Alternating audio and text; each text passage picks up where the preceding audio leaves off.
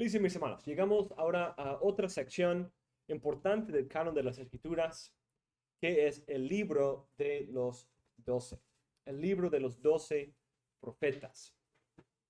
En esta sección, primero quiero señalar algunas cosas interesantes. Algunos han visto un paralelismo entre Génesis y la historia de Israel y de ahí esta nueva segunda mitad de la Biblia. Entonces, ok, tenemos el canon. Ahora,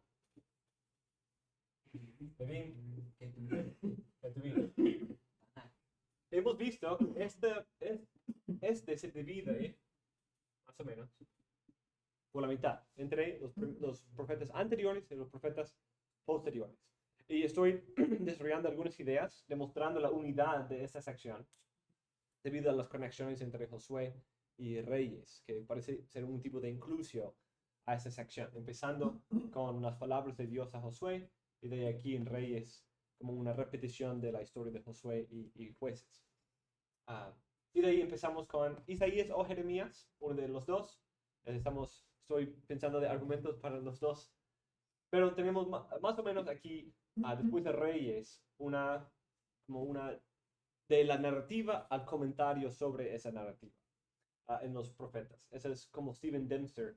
Él, por ejemplo, habla del canon como historia y de ahí comentario profético. Historia, comentario profético. Entonces tenemos historia, comentario profético, más comentario aquí y de ahí termina con narrativa al final. Porque los últimos libros aquí son Daniel, Esdras, Nehemías y Crónicas. Entonces, si ese es el caso, empezamos aquí con los patriarcas, ¿cierto? Con Abraham, Isaac, Jacob y los 12. Algunos han notado el paralelismo donde empezamos aquí. Empezamos aquí con Isaías, Jeremías, Ezequiel y los 12. Entonces, en un sentido, presentando aquí los 3 y de los 12, y aquí los 3 profetas y los 12 profetas menores. Interesante la conexión.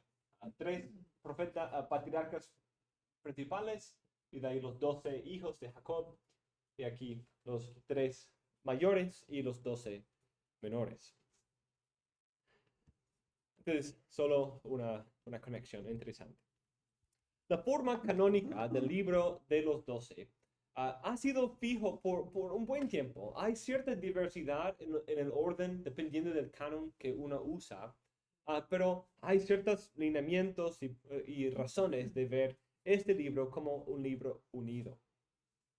Históricamente, en el tiempo de Cristo, parece que estos 12 libros, que en nuestra Biblia son 12 libros distintos, se veían como un solo libro. Pero por quizás utilidad, porque cada uno tiene su propia sección, su propia superscripción o como introducción, y otras razones se dividieron. Pero parece que incluso Cristo y los apóstoles consideraban estos libros como uno solo. Hacer una división en los 12, entonces, sería algo parecido a separar Génesis de Éxodo o de los otros libros del Pentateuco. Aunque hay más unidad en el Pentateuco aún porque tiene un solo autor, ¿cierto? Moisés. Pero el Pentateuco, como son 5 rollos de un solo libro, ¿no? Es Génesis, un solo libro aparte, y de ahí luego escribió Éxodo sin pensar en Génesis. No, son parte de una sola historia. Y en un sentido, el libro de los 12 también a través de una capa de redacción final, también llega a ser un libro unido. También como algunos que dividen el libro de Isaías. Solo leer 1 a 39 como si fuera un libro aparte de segundo Isaías. Y eso obviamente tiene sus problemas, sus efectos negativos en la interpretación. Pero cuando leemos un profeta menor, sea Miqueas o Malaquías, debemos tomar en cuenta, como siempre, todo el canon, pero específicamente debemos considerar algunos de los temas que unen los profetas menores, los 12, y su conexión con algunos, por ejemplo, un texto programático en Oseas, que parece ser dar algunos lineamientos básicos para el resto de los libros. Y cierto lenguaje en común, temas compartidos, referencias a textos. De hecho, hay varios textos que hacen referencia al mismo punto en el Pentateuco de Éxodo 34. Y parece ser que esa confesión de quién es Dios en Éxodo 34, 6 y 7 es una parte básica de la teología de los profetas menores, que sirve para describir su presentación del día del Señor. Al tener autores diferentes, es más fácil tratar cada libro como una unidad distinta, separada de los demás. Pero nuestra meta no debería ser solo entender un pasaje o uno de estos libros, sino debería ser entender los temas de las partes individuales y su contribución a la composición del libro completo. Entonces, debido a que hay un autor específico, individual de cada uno, debemos en primer lugar hacer preguntas acerca de su sección, su libro, su estructura, su contexto, sus palabras y sus temas, pero de ahí hacer la segunda pregunta de, ok, ¿cómo se conecta con las otras partes? Es algo parecido también al libro de Salmos. El libro de Salmos es una colección de muchos autores diferentes, de muchas épocas históricas diferentes, desde Moisés hasta el cautiverio babilónico. Pues toda la historia de Israel. Pero hacer la pregunta de qué significa ese salmo puede ser influenciado por el significado de los salmos en su alrededor, en su sección, en su libro, o quizás incluso en el todo. Entonces, poniéndolo en el contexto canónico del libro de los Salmos, puede dar cierta influencia cuando se compara, se contrasta con otros salmos también. Entonces, el libro de los 12 forma algo parecido. Incluso algunos han descrito el libro de los 12 como un tipo de microcosmos del canon. Como el canon está compuesto de la obra individual de varios autores diferentes que han sido unidos entre sí a través del proceso canónico. Por lo tanto, podemos esperar un mensaje y temas que unen las varias partes con sus detalles históricos, figuras y temas diversos. Entonces, como la Biblia, hay muchos autores, muchos idiomas, muchos tiempos históricos. El libro de los 12 viene de varios tiempos diferentes, antes del cautiverio babilónico, después del cautiverio babilónico, de 12 autores diferentes, en Israel en el norte, en Judá en el sur, incluso en Nínive, en Asiria. Entonces, de varias partes geográficas diferentes, con enfoques un poco diferentes, pero al mismo tiempo presentan una historia, presentan temas, varios temas que unen todos los libros, como el canon, ¿cierto? El hecho de la unidad de esos libros es una cuestión compleja, ya que en la historia hubo diversidad de órdenes y la explicación de cada uno de ellos es difícil de precisar. Sin embargo, que sea difícil no debe llevarnos a desesperar de encontrar una unidad global en esos libros. De hecho, lo que encontramos aquí es, como dije, un microcosmos de todo el canon, donde el autor divino, a través de la inspiración de obras individuales, fue capaz de producir al mismo tiempo una colección de libros que comparten temas e ideas similares y contribuyen a la misma historia de redención. Eso es así tanto si los libros experimentaron una redacción final inspirada o no. Pero, como dice un autor, en última instancia, la coherencia del libro individual, de la colección de la que forma parte y del canon en su conjunto, solo puede estar garantizada por su autoría divina final. Debido a esta elusividad, debemos ser humildes ante cualquier propuesta y también nos lleva a un principio importante. No debemos limitarnos a leer cada libro simplemente a la luz del libro anterior y el libro que sigue, sino a la luz de todos los 12 y aún más todo el canon. Por eso, al leer cada profeta menor a la luz de los demás y el conjunto a la luz del Pentateuco y de los otros profetas, empezaremos a comprender mejor la unidad y la diversidad de cada libro. La hermenéutica comienza con la interpretación de cada libro individual a la luz de su propio contexto literario e histórico, pero se extiende también al lugar que ocupa en el contexto canónico o redentor histórico. En cuanto a evidencia para la unidad de los 12, tenemos varias fuentes judías, como Josefo, a Jerónimo comentando sobre la práctica de los judíos posteriormente, la tradición del Talmud, del Baba Bartra y otros fuentes que hemos citado varias veces, que hablan de los profetas menores y cuando dan su numeración de la cantidad de libros, los 12 profetas menores solo reciben uno. Por eso dicen que son 24. Entonces, en un sentido, cada persona que da un número de 22 o 24 da evidencia para la unidad de los 12, porque es así como la única manera que uno puede llegar a 22 o 24, por contar los 12 profetas menores como un solo libro.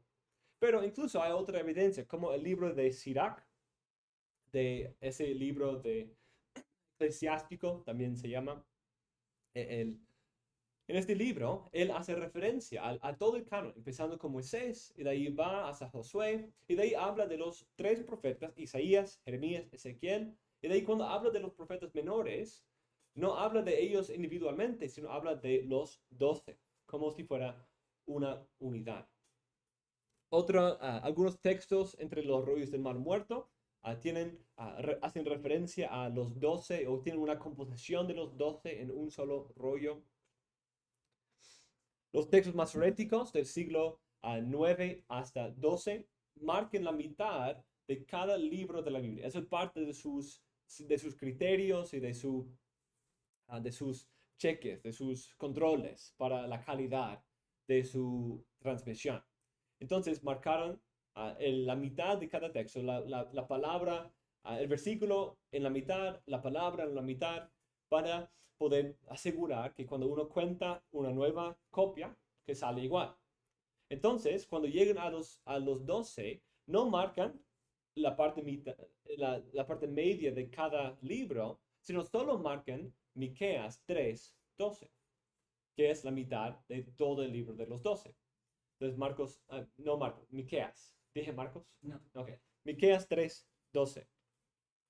Y no la mitad de cada profeta individual. Es interesante que la segunda mitad de los 12, que empezaría entonces en Miqueas 4, empieza con la misma visión escatológica que fue tan importante en el libro de Isaías. Eso para mí es otro argumento para poner Isaías primero. Entonces, como si Isaías viene primero y su texto programático inicial glorioso es esa imagen del monte del Señor elevado sobre todos los montes, donde los judíos y los gentiles suben juntos a escuchar la ley de Dios en su santo monte, y no hay enemigos, todos están bajo el reino del Mesías salomónico, y es el lenguaje que empieza en Isaías, y de ahí llegamos a los 12, y es el primer texto después de la mitad, como el texto central en un sentido de todo el libro de los 12, que es también el libro inicial, el texto inicial aquí de esa sección. Entonces puede ser algo de estructura que señala aún más ese texto como importante. Obvio, repetir un texto 2 veces es algo que nos llama la atención. Como en el Pentateuco hay mucha repetición de varias de las leyes, de los días festivos. En 1 Samuel y pues 2 Samuel 22 tenemos ese salmo, que es el mismo salmo que Salmo 18, que estoy viendo en algunos estudios, que es un salmo citado mucho en los profetas y en otras partes. Me parece que la Biblia lo incluye 2 veces, quizás debo prestar más atención a ese texto. Y hay otras secciones también, como entre Crónicas y Samuel y Reyes. 2 veces quiere que lea esas historias. Entonces, obviamente quiere que medite mucho en esas historias. Pero aquí, Isaías 2, o Ezequiel también. Ezequiel 3 habla del centinela, y de ahí luego en 33 volvemos a la misma imagen.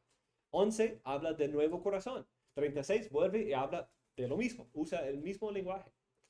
Entonces, varias veces Ezequiel hace eso. Pero aquí también, Isaías 2, Miqueas 4, usan casi exactamente el mismo párrafo.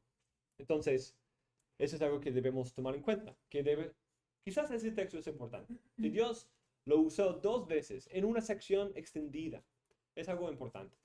O otro ejemplo, Jeremías 31, que es el texto más largo citado en el Nuevo Testamento, en Hebreos 8. Si Dios inspiró que alguien copiara completo ese texto por 8 versículos. Entonces, obviamente es un texto importante para entender la historia del Señor y su revelación.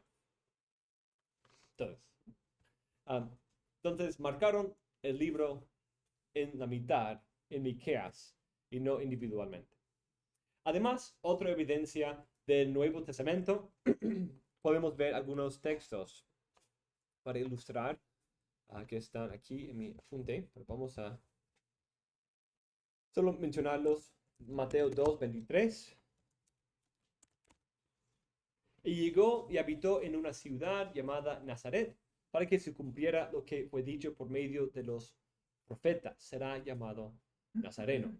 Entonces aquí el punto es que hace referencia a los profetas. Entonces aquí, debido a que será llamado Nazareno, no tiene referencia explícita a un libro del Antiguo Testamento.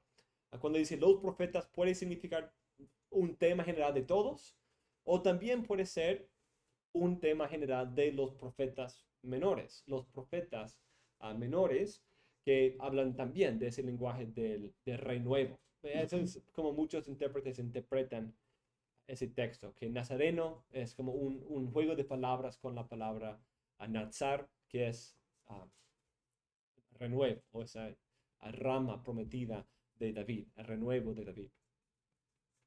Otro texto es Marcos 1.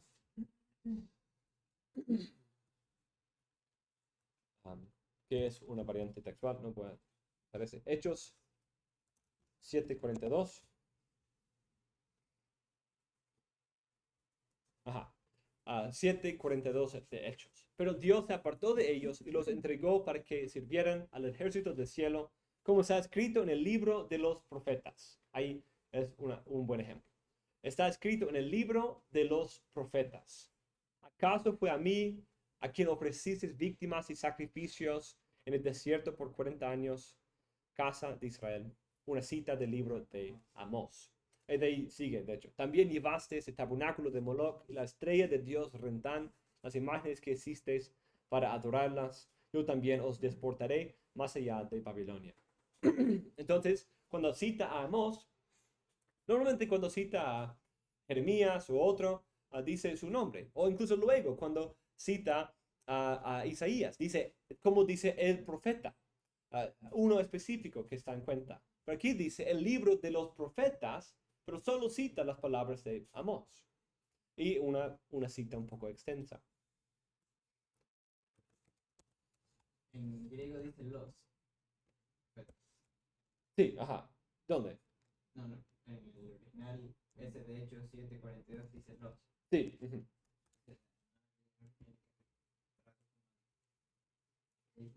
Dice el profeta. Interesante. No sé por qué. Pues quizás es una variante textual, déjame ver.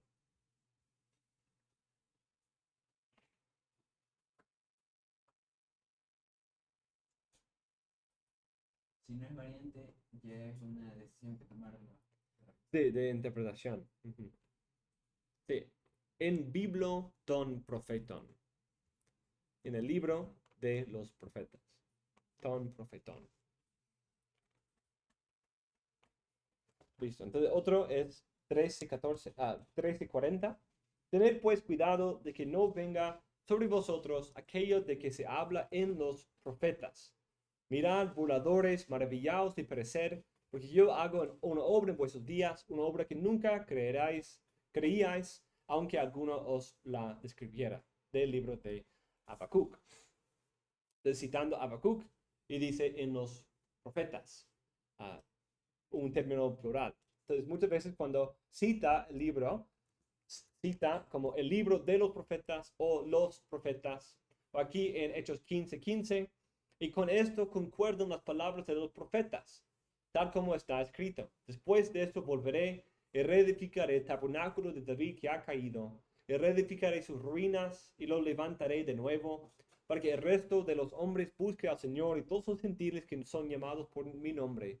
Dice el Señor que hace saber todo esto desde tiempos antiguos, que es de Amós, capítulo 9. Entonces, varias fuentes judías todas las denominaciones en 22 o 24, que son todos los judíos y muchos cristianos de los primeros siglos. Incluso esa referencia bíblica de que cuando normalmente cita a los profetas menores, cita a los profetas, al libro de los profetas. En vez de un profeta individual, no dice al libro de Amós, sino el libro de los 12, o no de los 12, sino de los profetas, que puede indicar cierta unidad. Y a la luz de la otra evidencia, probablemente por eso que lo citaban así. Aunque hay un orden diferente entre la Septuaginta y el texto masorético, nosotros seguiremos el texto masorético. ¿Y cuál es el mismo que está en nuestra Biblia el día de hoy? Entonces, la Biblia española. Entonces, es interesante, nuestras Biblias a veces siguen cosas de la Septuaginta y de la Vulgata y otras veces del texto hebreo. Entonces, está un poco confuso. En nuestras Biblias tenemos, perdón, la Septuaginta tiene, hagamos eso como hicimos con Jeremías, para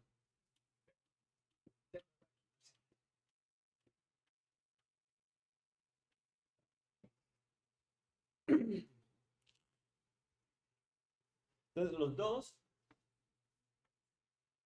entonces aquí tenemos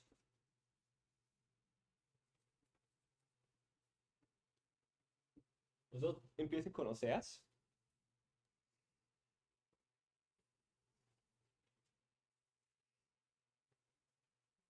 Aquí Amós.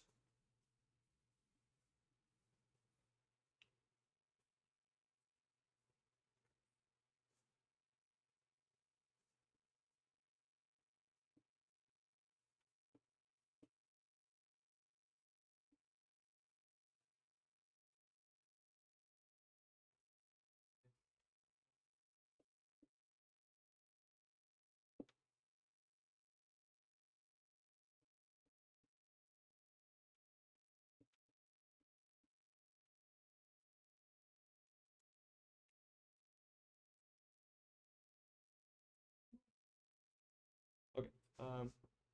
Joel, Abdías, Jonás, Nahum, Habacuc, Sofonías.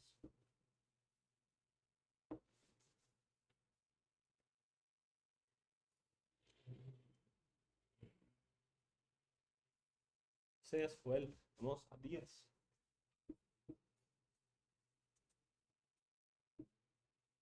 Jonás.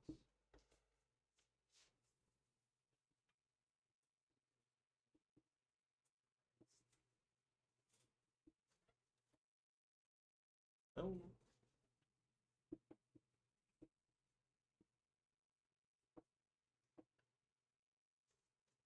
Listo, entonces realmente no es un cambio muy grande, porque desde Nahum hasta Malaquías son iguales. Entonces la segunda mitad son iguales. Entonces la Septuaginta, Oseas, Amós, Joel, Miqueas, Amós, Joel, Abdías. Entonces aquí Joel es un cambio grande y Miqueas. Pero fuera de esos dos, el orden es igual. Cambiando el orden de esos dos, los otros siguen igual. Oseas, Amós, Abdías, Jonás, Nahum. Oseas, Amós, Abdías, Jonás, Nahum. Sí, ven que solo el cambio es de Joel y Miqueas. ¿Dónde? Jonás. No conozco a ese profeta.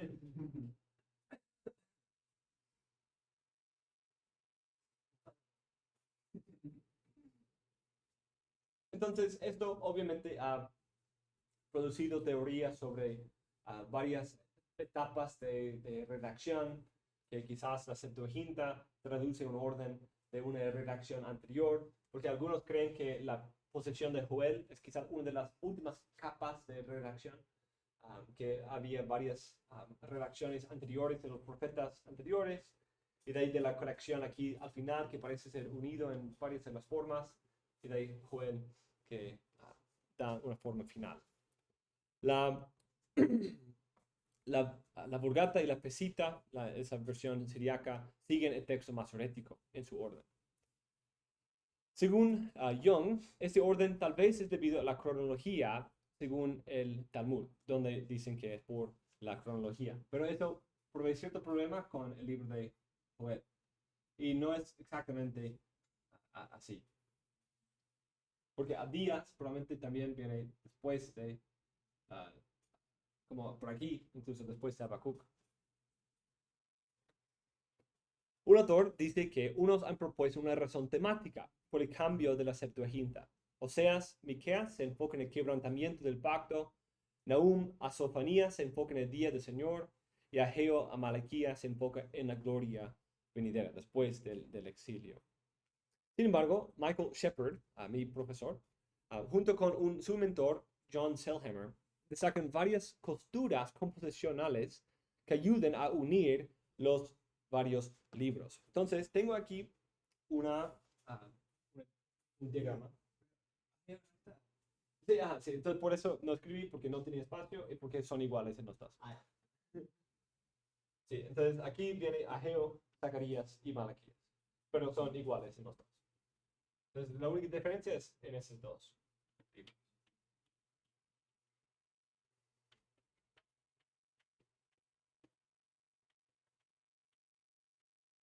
Ok, entonces vamos a hacerlo así. 2, 3, 4, 5.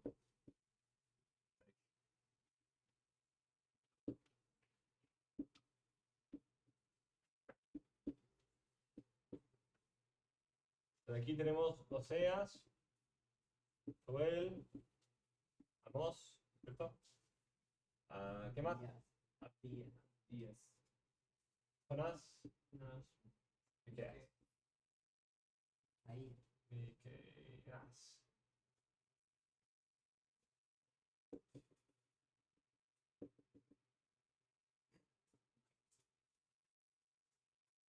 Miqueas y Nahum, ¿cierto? Habacuc, Sofonías. ¿Cómo se escribe con H? Sí. Ageo, Zacarías y Malaquías.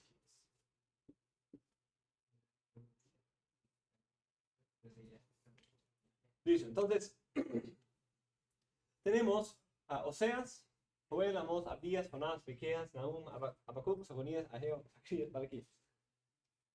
Y entonces, estos dos autores, junto con otros, proponen que hay obviamente ciertos lineamientos cronológicos.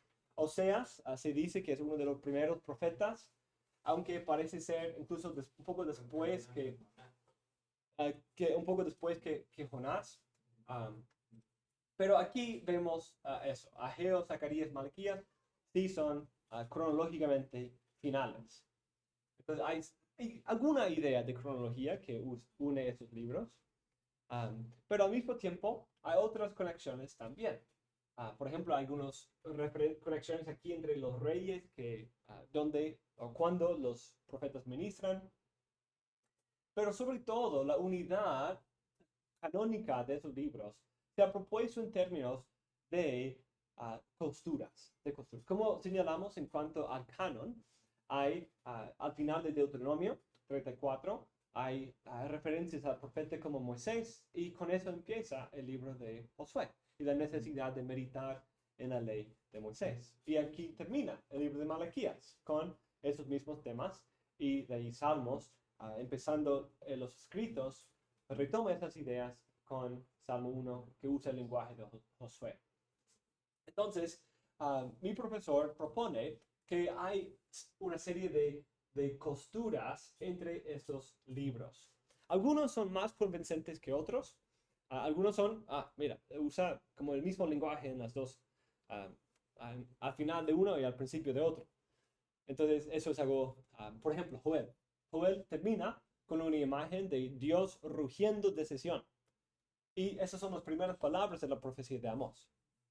Entonces, algunas conexiones que son más obvias que otras. Por ejemplo, el último versículo de Oseas 14:9 y los primeros de Joel, ambos utilizan el lenguaje de literatura sapiencial. Los dos usan ese lenguaje de contando o preguntando a las otras generaciones y contando a la próxima generación, que es algo conectado con la literatura sapiencial. Joel 3:16, como acabo de mencionar, y Amós 1:2 comparten el lenguaje de la voz del Señor que ruge de Sión, usando incluso las mismas palabras. Incluso parece que Joel quizás esté haciendo alusión a Amós. Creo que Joel viene después que casi todos los otros libros, menos Ageo y Malaquías. Amós 9, 11 a 15, menciona la salvación de los gentiles y usa a Edom como una manifestación de eso. Entonces, Amós y Abdías se conectan por la referencia a Edom. Los dos usan a Edom como una referencia tanto de los enemigos de Israel como de ese remanente de los gentiles que Dios va a salvar en el futuro. Como Abdías usa a Edom como una manifestación del juicio y salvación para los gentiles, el libro de Jonás usa a Nínive para mostrar el mismo tema. Entonces aquí tenemos aquí a Edom, y aquí Edom y Nínive tienen una función paralela en la historia de Jonás y Abdías.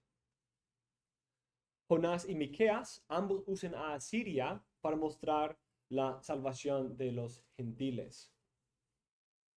Miqueas 7 a 18, 20 y Nahum 1, 2 a 3 hacen una alusión a la revelación de la naturaleza de Dios en Éxodo 34, 6 y 7. Entonces, una referencia aquí canónica a Éxodo 34, 6 a 7 une las últimas palabras de Miqueas con las primeras palabras de Nahum. Los dos textos usando esa referencia a Éxodo 34.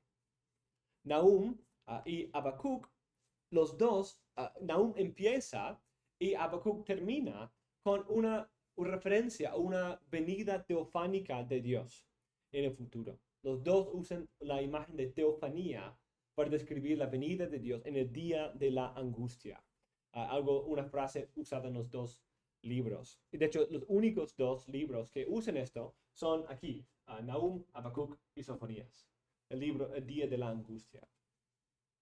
Habacuc 2 y Sofonías 1, junto con Habacuc 3, comparte entre Habacuc y Sofonías hay varias conexiones. Por ejemplo, Habacuc 2:20 y Sofonías 1 hablan de que Dios se para de su templo y que todo el mundo debe hacer silencio delante de él. Habacuc 3:16 y Sofonías 1, los dos usan el lenguaje del día de la angustia. Entonces, partes finales de Habacuc se conectan con partes iniciales del libro de Sofonías. Sofonías termina prometiendo la restauración del pueblo de Israel y usa el lenguaje de Dios morando en medio de su pueblo. Y la restauración del templo, el símbolo de esa presencia con su pueblo restaurada, es el enfoque del libro de Ageo. Esa sección es parecida a la restauración de Ezequiel 33 a 39 y la sección del templo que sigue en Ezequiel 40-48. Esa es una conexión interesante que mi profesor hacía, que Sofonías termina con esta representación gloriosa de un nuevo éxodo, de la restauración del pueblo de Dios después del exilio, y de ahí Dios va Ezequiel 33 a 39 habla de la conquista de los enemigos, la restauración de todo el pueblo que Dios ha salvado después de la resurrección, después de un nuevo éxodo, y les va a dar la gloria de su presencia en la tierra de Edén restaurada. Y de ahí en 40-48 tenemos una imagen de eso, en la forma de un templo construido en Jerusalén. Y aquí tenemos en Sofonías esa misma promesa de la restauración, del nuevo éxodo, y de Ageo es una representación de eso en forma del nuevo templo. Entonces termina aquí, Dios está en medio de su pueblo, y aquí Ageo usa el templo para describir esa realidad. Los libros de Ageo y Zacarías son obviamente conectados.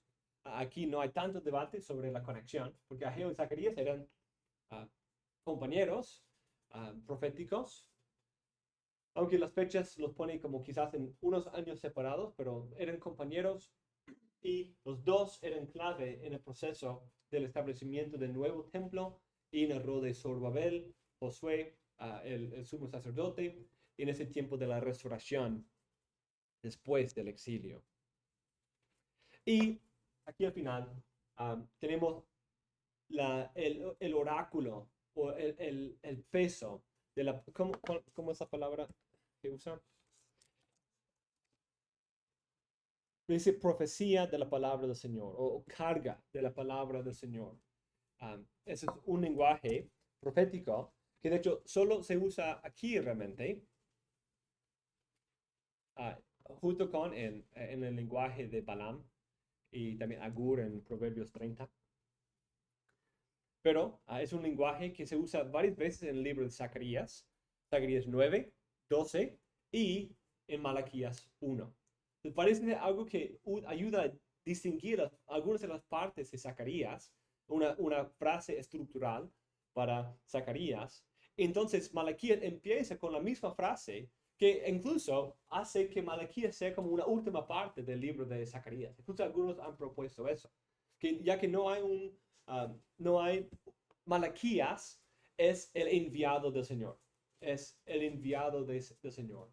Entonces, algunos han propuesto que Malaquías no fue una persona, que Malaquías es como un título de profeta Zacarías y Malaquías debe leerse como un apéndice, una parte final del libro de Zacarías.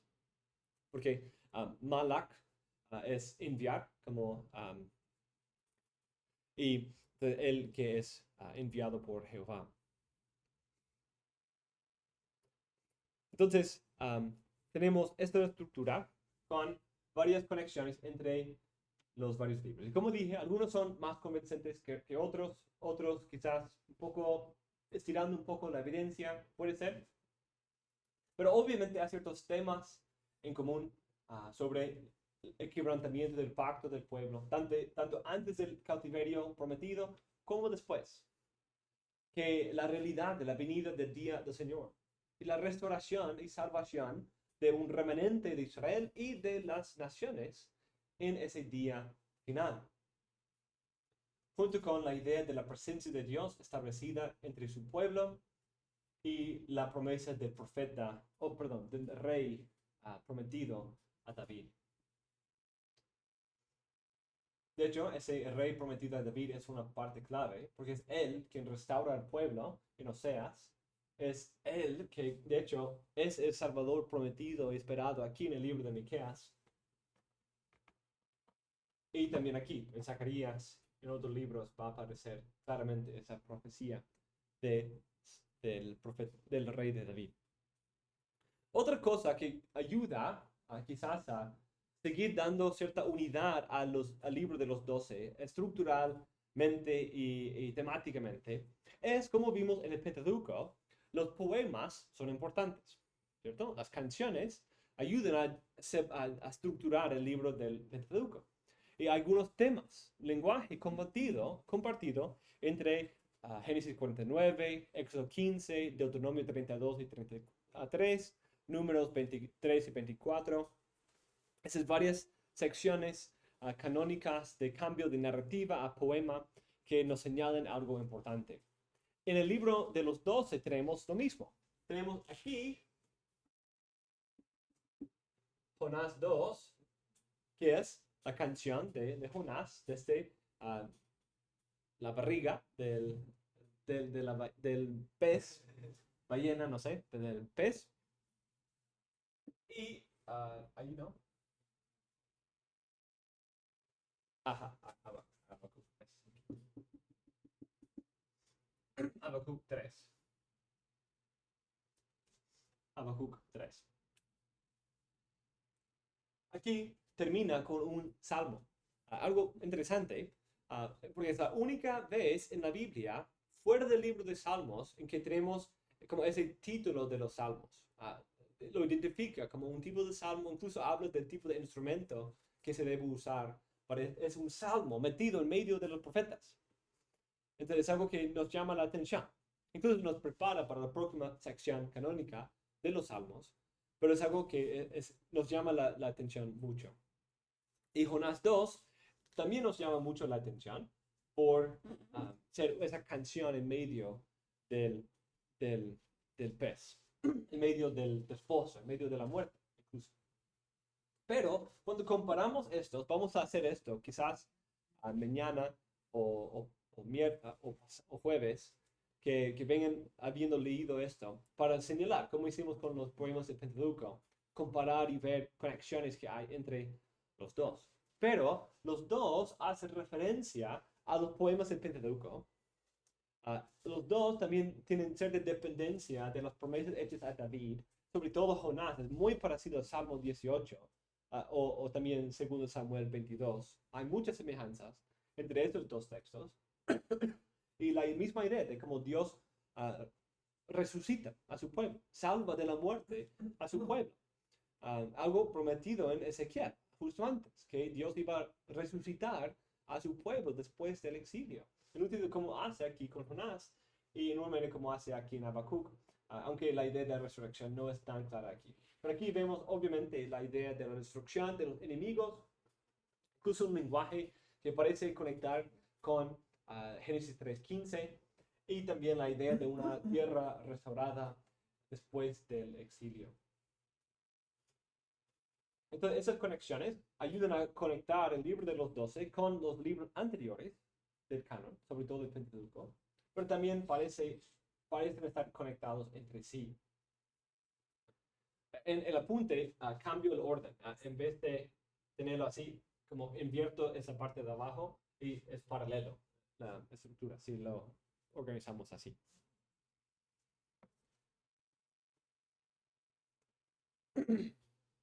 Entonces, si esas conexiones son válidas, podemos ver la obra del redactor en la composición de este libro. Aunque no es necesariamente que el redactor agregó esas posturas, pero solo que quería enfatizar la unidad de sus libros en la composición final. La forma canónica a través de una unión de sus libros en esta forma. Esa estructura nos sirve para unificar los libros y nos ayuda a entender sus temas en común. Stephen Dempster dice, sin embargo, al reunir las 12 colecciones de oráculos, la edición fue necesaria. Es probable que las superinscripciones fueran añadidas por un redactor común y puede que se realizara un trabajo editorial individual en las distintas obras para su presentación literaria, una especie de puesta a punto de la literatura. Por ejemplo, un buen número de eruditos creen ahora que los últimos versículos de Malaquías sirven para cerrar todo el corpus profético. Además, la simple colocación de 12 unidades principales juntas crea un nuevo contexto literario para cada una de las unidades, que a su vez crean nuevos significados. Así, por ejemplo, los oráculos sobre la muerte y resurrección del templo se sitúan en el centro exacto de los 12. ¿Podría tratarse de un accidente literario? Difícilmente, dice. Eso parece ser la manera por la cual los escritores del Nuevo Testamento leían este libro. Cuando citen a uno de esos libros, por ejemplo, solo Abdías, Nahum y Sofonías no son citados en el Nuevo Testamento, parece que están presuponiendo el puesto de esta cita en la composición del libro completo.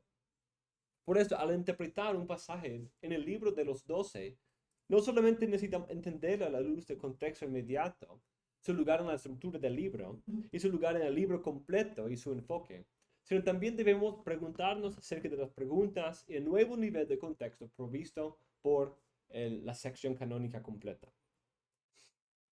Dempster utiliza una ilustración de un coro de voces. Es parecido a Selhammer. Él usa la ilustración de un montaje de video, cuando uno como pone muchos videos juntos, para demostrar la importancia de observar tanto la diversidad individual como el tono de cada libro, al tiempo que apreciamos la unidad canónica que proporcionan juntos. Dice, la inclusión de 12 profetas en un rollo garantizaba que cantaran juntos, no solo al unísono físico, sino también en armonía teológica. aunque cada uno de los 12 tenía diferentes partes que cantar en el coro profético, todos seguían al mismo director, transmitiendo su mensaje. Además, cuando escuchamos sus voces juntas, oímos mucho más que si escuchamos solo las partes individuales. Entonces, mis hermanos, seguimos un poco más considerando esa realidad y el rol de esos libros en la vida de Israel. Isaías profetizaba durante la caída del reino del norte. Jeremías y Ezequiel profetizaban durante la caída de Judá en el sur. Pero el libro de los 12 consiste en las obras de profetas desde la mitad del periodo del reino dividido, como Jonás, hasta el periodo post-exilio, alrededor del siglo 4 y 5. Este periodo es el más crucial en la historia de Israel. Profetas como Amós, Jonás, Oseas y Miqueas profetizaron alrededor de la caída de Israel, alrededor de 722. Nahum, Sofonías, Abdías y Habacuc profetizaron al final del periodo de Asiria con la caída de Nínive en 612 por Babilonia, en el tiempo babilónico también, antes de la destrucción de Judá. Profetas como Zacarías, Ageo y Malaquías son del tiempo después del exilio. Joel probablemente viene después del exilio, aunque no hay una fecha clara. Tal vez el libro completo fue compuesto finalmente por Malaquías, el último profeta, o un profeta contemporáneo inspirado, quizás, como algunos han especulado, Esdras o Nehemías también. Pero podemos confiar que la escritura de los profetas y las decisiones posibles de un redactor final son todas inspiradas.